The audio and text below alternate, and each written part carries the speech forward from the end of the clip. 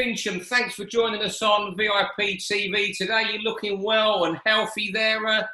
First of all, why are you turning professional? Because you've got, I don't know, 250,000 Twitter followers, most probably 1 million on Instagram. Why are you doing that? Look, I'm going to tell you the truth. I boxed as an amateur, and I come from a boxing background. My brother boxed, my dad boxed, and I've always had that. But it's just never something I really spoke about. I had 26 amateurs, boxed to a good level. I boxed some good kids, good kids. Had my last fight around 24, up at light heavyweight, and I went, "It's ain't for me." And I started going out, and then, Love Island happened. It took a backseat, and, that was it. And then, fortunately, Ultimate Boxer, give me a chance to work on their show, or doing a bit of presenting with Paulie Malignaggi, etc. And it just gave me the bug back. And I thought to myself, look, listen, and I'm telling all these fuckers that have got negative things to say about it, mate. You come and get in the ring with me for 4 rounds, and I'll show you that I can box. Because look, people, it's not something that I'll just go around saying I've been from a boxing background. It's not like, I've been in front of the board. I've had to show them my amateur card. I've had to show them that I've fight. They don't just give licenses out like that. It's been hard. And yeah, I want to turn pro to just prove to myself that I can do it.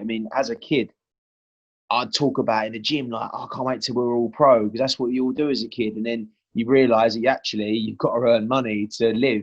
So then boxing takes a back seat. But being able to realise this dream, mate, it's surreal. And training with Ben Davison, mate, that fella, I'm telling you what, is an absolute genius. Yeah, so when you decided to turn pro, it was over a year ago. So I remember seeing an interview with IFL TV about a year ago. Because it isn't just something overnight, is it? This is something I've been pondering on. So, we've been going back and forth, as in, like, who to sign with. Names are coming up, who to sign with, and what to do, how to do it. And there was a date set back in the summer. Then we had the old, I don't even want to say the name of it. And so we that show got cancelled, unfortunately. And then this show has been made, and obviously it's all adhering to the current rules. And I've got a date, and I just thought, what? If I don't go for it now, I'll never go for it. And I've got the bug back. I'm training twice a day, and I've never done that. I've never trained twice a day, Steve.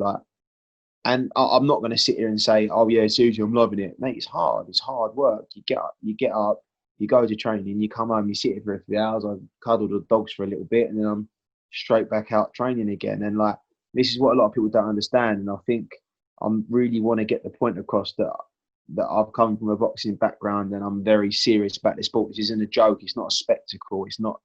It's like someone that was an amateur boxer that's now decided to go pro, but just so happens to be in the public eye for another reason, if you know what I mean. Yeah, no one can call you a fabricated fighter, not because of the family background. It didn't matter at all if your family boxed. You had 20-odd amateur fights. So that shows, you was at a very good club, Eltham ABC. That says it all. But, you get realistically, in your heart of hearts, how far do you think you can go as a professional? Steve, I'm really realistic. I'm not sitting here saying, "Oh, I'm going to go and win the WBC, this, that." Let's be real here. I'm 28. Do you know what I mean? If I don't see any reason why I can't go and win a Southern Area title. Why not? Why? I don't see why. If I train how I'm training, I keep learning how I'm learning. I'm like a sponge with Ben. I'm learning so much. Why? Why can't I go and win a Southern Area title? And that for me would be my world title. That'd be dream complete. I've gone and won a title. I'm being realistic. I'm getting people come on. I want to win this. I want to win that. Look, be realistic. And then you never know. So other stuff can happen, right matchmaking, etc. But if I could say that I just won a belt, and Southern Area especially, because it's kind of like people fight their heart out for that belt. And if I could get to that level, mate, I'll tell you what, I've completed life. You know what? It can be done. Look at fighters like I'm thinking Johnny Garson. I don't know if you know Johnny, who won the British welterweight title. Box out of eye box, didn't he? That's him, yeah, that's the lad, yeah. But when he turned pro, all he wanted was the Southern Area. Look where it took him. British champion. This is what I'm saying. This is what I'm saying. Who's the other guy? Is it Curtis Woodhouse? Curtis Woodhouse, yeah, he's a pal of mine, Curtis, yeah. Because he started really, really late. And look what he's done. He's got a decent record. He's winning. It's like, I've been looking at people like that and going, do you know what? You know, because you get the odd idiot, not idiot, but people that say, you're 28 now, boy, you should have done it this age, that age. But 28, I feel like I'm at my prime, and I feel like I'm at my strongest mentally and physically. And I've been given a platform, luckily, to actually show people what I've got, because I think I'm going to shock a lot of people. I think people are going to go, me, this geezer can fight. And you know, you're turning over. How hard was it? I mean, obviously, before all this stuff, the word you won't mention came along. You know, obviously, you could have been out a lot. How hard has it been giving up the lifestyle, the partying, the going out? Because although you're distancing away from Love Island to be a professional boxer, you know that brought a lot of accolades and a lot of invites. I should guess, and PAs, that sort of thing. Yeah. I mean, yeah, I'm not going to lie. Like, I got dragged into that party lifestyle for a couple of years. And I think, you know, I've been doing it since I've been 18, like partying and going out, you know, 3 nights a week. And all you really get is an hole in your pocket and an hangover and an headache.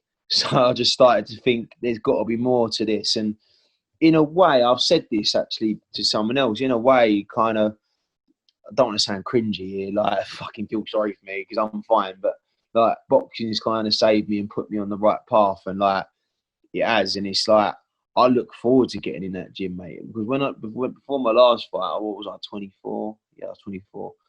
I knew I weren't ready. I was out on the piss 2 weeks before. Do you know what I mean? You just don't do that. Like, but now it's just a different kettle of fish, mate. And you mess Ben about, mate. Yeah, I know Ben well, yeah. Oh, you'll be out the door. Like, it's like, I'm so lucky that he's even took me on. Do you know what I mean?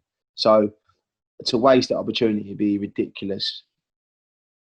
And you know, there's a couple other reality guys of box, Idris Virgo, Tommy Fury. You're all like heavyweights. It'd be some round robin, wouldn't it? Tommy Fury, Jack Fincham, Idris Virgo for the Love Island belt. That's what I'm saying. They should create a Love Island belt. That'd be fucking funny. But do you know what? Tommy Fury, obviously, I've been in contact with him many times, met him many times. He's a bit. I'm really a super middle. Like, I'm fighting around like heavy at this time, but I'm gonna get down to super middle. Listen, 4 years of eating crisps all day has not helped. But yeah, I think Tommy would be a bit too big for me. But Idris Virgo, listen, don't get me wrong, he's a good fighter. He's a very good fighter. But I feel that down the line, when I'm fitter and I'm at super middleweight, I don't see any reason that I couldn't go and beat Idris Virgo. I've watched him.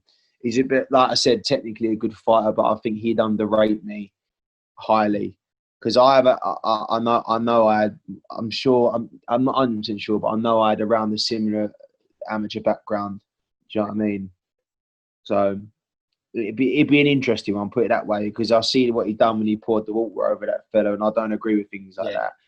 And also, he's actually a nice geezer, so I don't even know why he done that.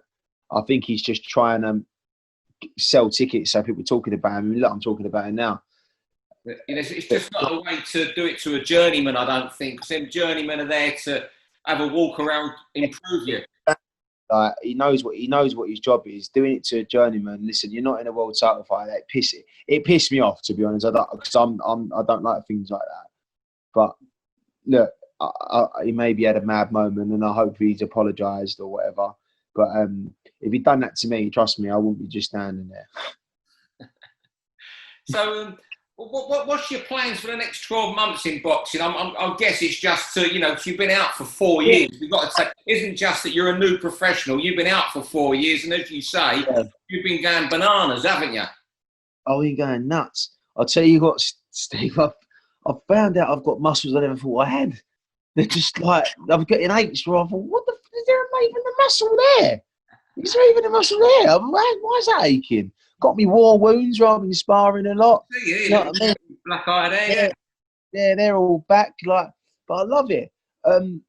But the plans for the next 12 months, I hate this question because I'm not like, I don't really, I don't think ahead enough. I live very much in. Don't answer it then. I take what's in front of me, deal with what's in front of me, then we move on, we move forward. And I always say, just move forward, don't go backwards. So whatever's happened, fuck it, it's in the past now, let's go forward. And then hopefully, if you keep doing that, you'll look back on 12 months' time and go, God, look how far I've come. So that's how I kind of do things, rather than go, right, I'm going to do this at 7:45 on the 18th of September. Do you know what I mean? But no, you've done well getting in this shape, haven't you, with Ben and them sort of. You've done amazing there. But have you been around that gym when Josh Taylor's been in there at all? Has he had a move around with you? Because I can't imagine what it's like. Because he's just amazing, isn't he? I've not had a move around him, but we've had some good chats and had some right good laughs.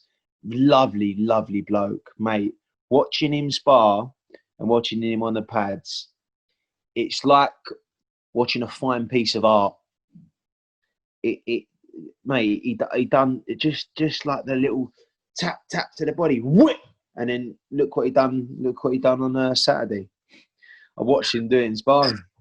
He was like confident. He looked the shape that, mate, I'm telling you, the shape that geezer was in was actually unrealistic. Like how, like he looked amazing. And he looked so strong. And it was weird because when I watched the fight, I didn't actually see the body shot until the replay. Yeah. It was like so quick, wasn't it? And then and after the replay, I was like, oh shit, now I can see why that fella's writhing around on the floor like a worm. So have they just sorted any opponent? Final question. Have they sorted any opponent for you yet? Yeah, funnily enough, I had this conversation today because obviously I've got my license now. They've got a list of people which we're just going through really, and just, you know, weight depending as well. But we're just going through a list currently at the minute. But it's all going to plan. Yes. All going to plan. I'm really excited, man. And one thing I will say, this is actually better for me because I remember when I used to box on home shows as a kid, I used to get more nervous. I used to like going to the away shows. So I think doing it in a studio for your pro debut is kind of, for me, is actually a bit of a bonus. Some people feed off that. I can get a bit nervous, and I don't like letting people down. So I think that'd be pretty cool fighting in the studios. But then again, I'll sit there and I think, fuck me, there's a million people watching somewhere anyway. That makes a difference. Hey, wait till you're boxing in public somewhere next year when they're all there, but they've all bought tickets to see you. But are you going to do a bit? Are you going to box and commentate on the night? Can you do a bit of both? I'm going to try. Let's see how the fight goes first. But I'm definitely going to carry on working with my boxer. And I'm definitely going to carry on my boxing career. I'm not going to just do one fight and go, right, I've done it now. And you'll see the dedication I've got to this, because I got to a point in my life personally that I didn't want to be at. And I want to prove a lot of people wrong. And I want to show people that I was talented as a kid, and I've managed to reignite that to some extent. And I can stick at things. Because because I've got ADHD, so I don't stick at things, and I'm 100 miles an hour, but when I hyper focus on something, I hyper focus on it. Everything Ben says to me, I listen to. Like so I don't want to give too much away, but obviously he was telling me something this morning, and I just soaked it in, and I've sat here thinking about it for the last 15 minutes. Little tiny thing. It's like. I honestly think, and I think you'll be pleasantly surprised. That's brilliant. Well, Jack, I can't thank you enough for speaking to us tonight. No problem at all, man. It's been lovely to meet you. Brilliant. For all boxing info, news and latest interviews, amateur and pro, across the north, click and subscribe. VIP Boxing Promotions. Also Twitter, Instagram and Facebook.